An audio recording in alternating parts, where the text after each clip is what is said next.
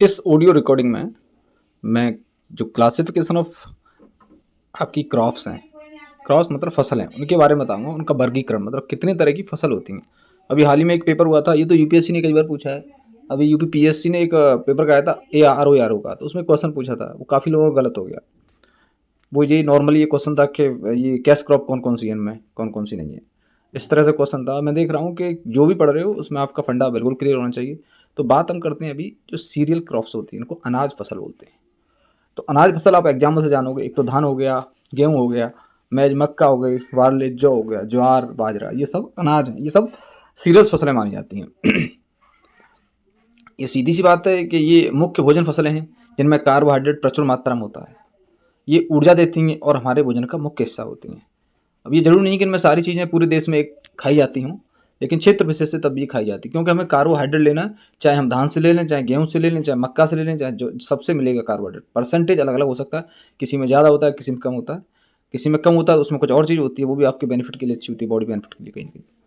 तो आपको याद रखना है जो अनाज फसलें हैं जिनको सीरियल क्रॉप्स बोलते हैं, वो कौन कौन सी होती हैं। अब दूसरे में बोलते हैं पल्स, जो दाल होती है इनमें जनरली दलहनी फसलें होती हैं, उसको पल्स क्रॉप्स। तो इसमें क्या है, इसमें चना हो गया आपका, ग्राम जिसको बोलते हैं, अरहर हो गई, तूर अरहर एक ही बात होती है, मूंग हो गई, उड़द हो गई, उड़द जिसको बोलते हैं, मसूर हो गई, पी मटर हो गया, ये सब दलहनी फसलें हैं। इसमें क्या होता है, दाल में प्रोटीन होती है।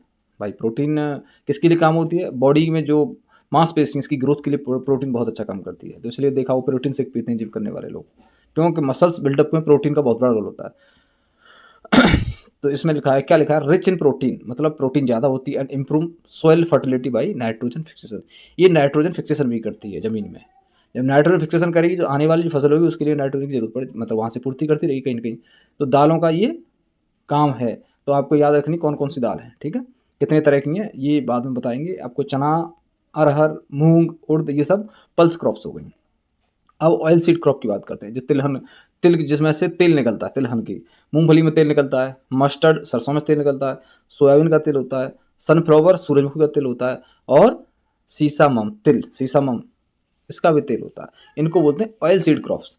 एक्सप्लेनेशन में क्या दिया है, प्रोवाइड ईडेबल ऑयल, जो खाने योग्य तेल होता है वो दिलाती है, ये इनसे मिलता है।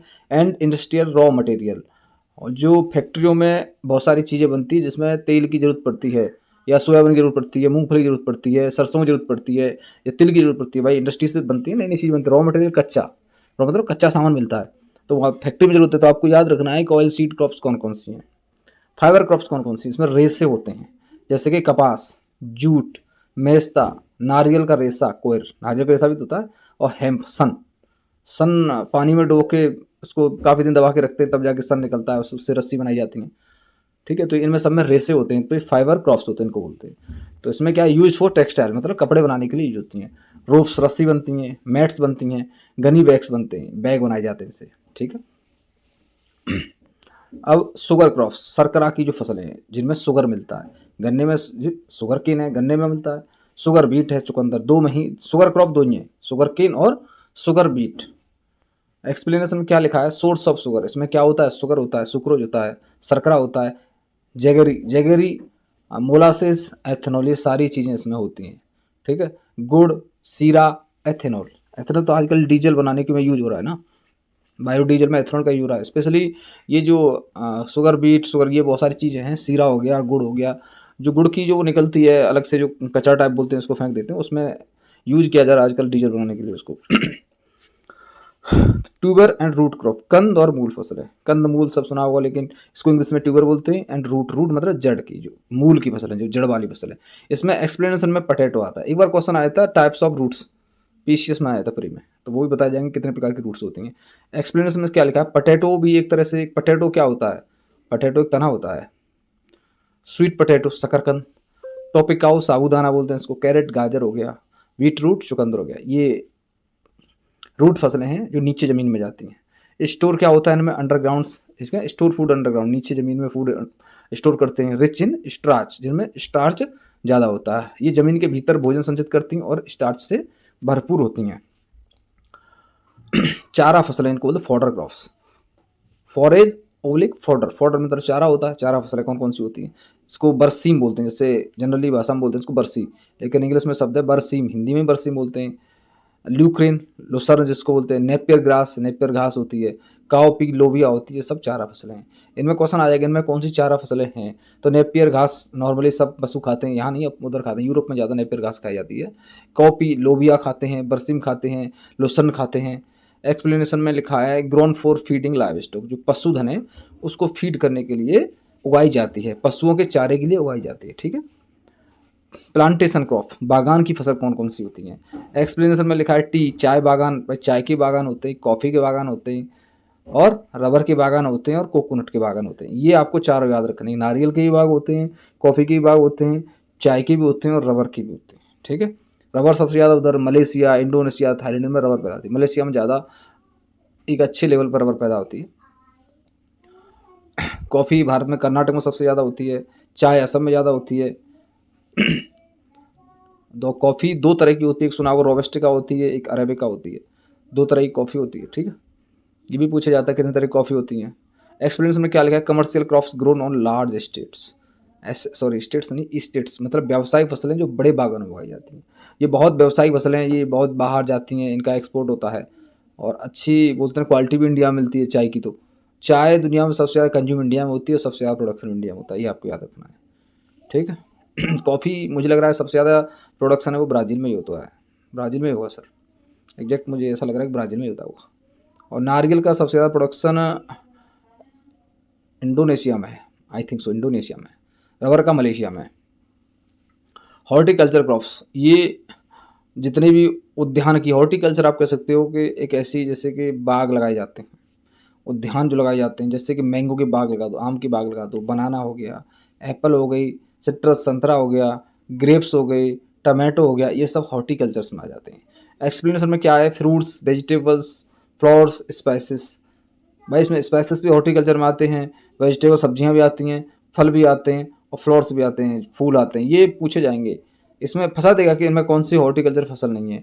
फल, सब्जियां, फूल, मसाले, सारी फसलें हॉर्टिकल्चर में आती हैं। हॉर्टिकल्चर एक तरह से आप कह सकते हो कि उद्योग के लिए जिन फसलों का यूज किया जा रहा है, जान रहे हैं, उद्यान की जरूरत निकला उद्योग से, ये एक इंडस्ट्री के तौर पर काम किया जाए, इनका एक बाग लगाया जाए जो कहीं ना कहीं एक प्रोडक्शन के लिए काम करे, हमें ये चाहिए, हमें वो चाहिए, हमें ये फसल पैदा करनी है, हमें ये फसल करना है, उसका बिजनेस के लिए यूज कर सकते हैं। मेडिकल, ये क्या है, दवाई के लिए जो औषधि होती है ना, मेडिसिन जो, और एरोमेटिक जो क्रॉप्स होते हैं जिनसे सुगंधित मतलब खुशबू आती है। एरोमेटिक से क्या होता है, खुशबू आती है। जो मेडिकल के लिए जो होती है आपके मेडिसिन, जो कैसे आप कह सकते हैं इनको औषधि, मेडिसिन जो शब्द है ना इसी से निकला हुआ है। ये औषधि एवं सुगंधित फसलें होती हैं। एक्सप्लेन में क्या है, तुलसी भी एक तरह से सुगंधित और औषधि के लिए काम की जाती है, अश्वगंधा भी की जाती है, एलोवेरा भी एलोवेरा तो हिंदी में क्या बोलते हैं, घृत कुमारी, याद रखना, घृत कुमारी। मिंट, पुदीना भी किया जाता है। और लेमन ग्रास तो जिस अक्सर देखा हुआ इसको, उसमें एक इसमें बहुत अच्छी खुशबू आती है, चाय में डाल के पीते हैं लोग इसको। एक्सप्लेनेशन में क्या है, यूज्ड इन मेडिसिन, मतलब दवाई में यूज होती है। कॉस्मेटिक, सौंदर्य बोलते हैं, सौंदर्य के लिए जो सामान बनाए जाते हैं उसमें भी। और बोलते हैं परफ्यूमरी, जो खुशबू के लिए आप कह सकते हो, इत्र के लिए, उसमें भी इसका यूज है। दवाइयाँ, सौंदर्य प्रसाधन और इत्र उद्योग में इनका उपयोग होता है। स्पाइस क्रॉप्स, मसाले की फसल कौन कौन सी है। एक्सप्लेन में क्या लिखा है,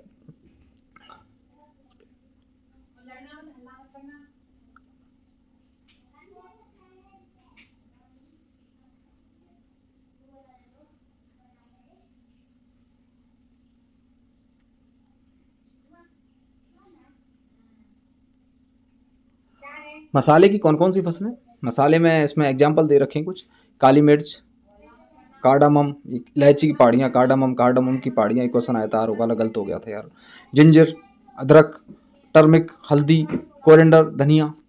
एक्सप्लेन कैसे कर रखी, इम्प्रूव टेस्ट एंड एरोमा, स्वाद मतलब कह सकते हो, एरोमा मतलब स्वाद, सुगंध, स्वाद, टेस्ट, सुगंध सबको बढ़ाती है, और औषधि के रूप में भी ये काम होती है। अब ये कैश क्रॉप वाली बात आ गई, कहीं भी इनकी निश्चित डेफिनेशन नहीं दे रखी है, ये आधी अधूरी डेफिनेशन दे के रखते हैं। कैश क्रॉप नगदी फसलें जिनको काट के बेच दो। एक तो कैश क्रॉप में आपको एग्जाम्पल्स में याद रखने, कॉटन, कपास, शुगर केन, गन्ना। गन्ना तो सबको पता है कैश क्रॉप ही है, गन्ना खड़ा है, बेच दो, बिक जाएगा वो। जरूरी नहीं कि आप उसको गुरी बनाया जाएगी, या फिर आप चीनी बनाई जाएगी, या जूस बनाया जाए, गन्ना ऐसे भी चला जाता है कट के। तंबाकू और जूट, चारों ही कैश क्रॉप फसलें हैं, कैश क्रॉप हैं, नगदी फसलें हैं। ठीक है। शुगर केन, कॉटन, तंबाकू और जूट, ग्रीन मैन्योर्स क्रॉप्स, जो हरित खाद बनाती हैं। मैन्योर मतलब होता है खाद, ग्रीन मतलब हरा, ऐसा खाद जो कि हरे पेड़ पौधों द्वारा बनाया जाता है, सड़ जाते हैं उनके द्वारा खाद बन जाता है।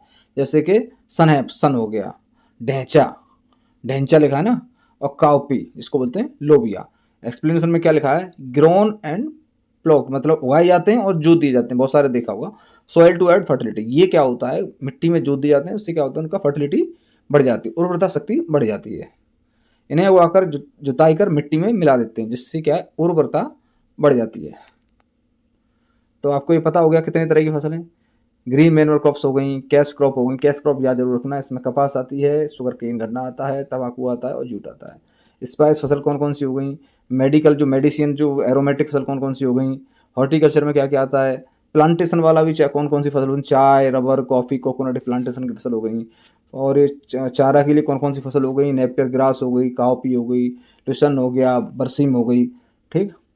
और रूट क्रॉप कौन कौन सी हैं, ट्यूबर और रूट क्रॉप कौन कौन सी हैं, आलू हो गया, शकरकंद हो गई, साबूदाना हो गया, गाजर हो गई, चुकंदर हो गया। और शुगर की फसल दो ही हैं, दो ही बताएं, एक तो गन्ना है और शुगर बीट है। फाइबर की कौन कौन सी फसलें आपको पता है, फाइबर कपास हो गया, जूट हो गया, मैस्टा हो गया, नारियल हो गया और हेम्पसन हो गया, ये फाइबर की हैं। ऑयल सीड, तेल किस किस में निकलता है, मूंगफली में निकलता है तेल, सोयाबीन से निकलता है, सनफ्लावर से निकलता है, सीसम से निकलता है, सीसमम, सीसमम है तिल से। अब पल्स दाल कौन कौन सी है, चना की दाल हो गई, अरहर की दाल हो गई, मूंग हो गई, उड़द हो गई, मसूर हो गई, मटर हो गई। अब ये सोच रहे होंगे बहुत आसान है, आसान नहीं, जब पेपर में क्वेश्चन आएगा तो आपके दिमाग को हिला देगा इस तरह क्वेश्चन, क्योंकि ये सब चीज़ें एक जैसी लगती हैं, बहुत आसान लगती हैं, और जितना आसान होता है वो टफ रहता है कंपटीशन वहाँ पे। अब फाइनली सीरियल जो है, अनाज फसलें कौन कौन सी एग्जाम्पल में दे रखे हैं इसने, राइस, वीट जिसको गेहूँ बोलते हैं, मैज मक्का बोलते हैं, बारले, मक्का दुनिया में कहाँ से पैदा होती है, मक्का होती है अमेरिका में, बारले, ज्वार, बाजरा, ठीक है। भारत में बाजरा सबसे ज़्यादा कहाँ पैदा होता है, राजस्थान में। ज्वार कहाँ पैदा होती है, ज्वार होती है कर्नाटक में, मुझे ऐसा लगता है। और चावल कहाँ पैदा होता है इंडिया में सबसे ज़्यादा, चावल होता है पश्चिम बंगाल, दूसरे नंबर पर यूपी में होता है। और सबसे ज़्यादा प्रोडक्टिविटी कहाँ है, प्रोडक्टिविटी उत्पादकता, उत्पादकता क्या होती है, एक बीघा में पंजाब में कितना पैदा हो रहा है, एक बीघा में यूपी में कितना पैदा हो रहा है, एवरेज निकालते हैं तो पंजाब में ज़्यादा पैदा होता है, क्योंकि वहाँ पे एग्रीकल्चर की अच्छी, आप कह सकते हो इरीगेशन सुविधा है, वहाँ पे सिंचाई की बहुत अच्छी व्यवस्था है, ठीक है। तो ये ऑडियो इतनी बहुत है, बाकी फिर बाद में बनाते हैं।